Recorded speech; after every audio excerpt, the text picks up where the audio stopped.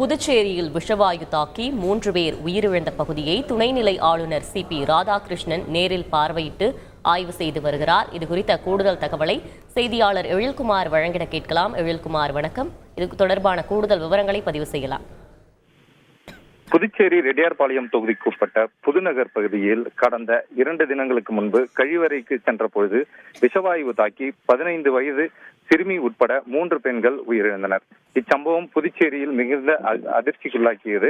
இந்நிலையில் அதாவது இன்று 3வது தினமான இன்று வரை இப்பகுதியில் உள்ள மக்கள் தொடர்ச்சியாக அச்சத்திலேயே உள்ளனர்.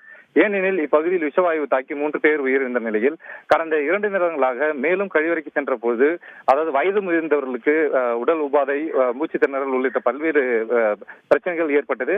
இதன் காரணமாக 7க்கும் மேற்பட்டோர் கடந்த 2 தினங்களாக உயிரிழந்தவர்களை தொடர்ந்து அதன் அச்சம் காரணமாக மேலும் இதே பகுதியைச் சேர்ந்த 7 பேர் அரசு மருத்துவமனையில் அனுமதிக்கப்பட்டு சிகிச்சை பெற்று வந்தனர்.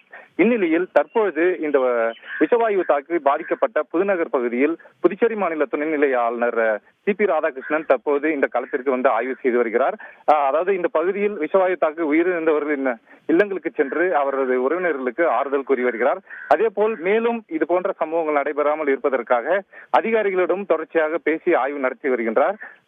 குறிப்பாக கூற வேண்டும் என்றால், இப்பகுதியில் உள்ள மக்கள் இந்த விஷவாயு தாக்கி 3 பேர் உயிரிழந்த சம்பவத்தில் தொடர்புடைய அதிகாரிகள் மீது நடவடிக்கை எடுக்க வேண்டும் என கோரிக்கை வைத்தனர். இந்த கோரிக்கைகளை கேட்டறிந்த ஆளுநர் ராதாகிருஷ்ணன் அவர்கள், அதாவது யார் இந்த விஷயத்தில் தவறு செய்திருந்தாலும் அவர்கள் மீது நடவடிக்கை எடுக்கப்படும் என திட்டவட்டமாக தெரிவித்துள்ளார்.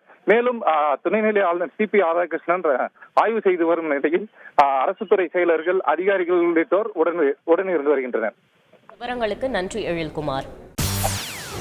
செய்திகளை உடனுக்குடன் தெரிந்து கொள்ள உடனே சப்ஸ்கிரைப் பண்ணுங்க.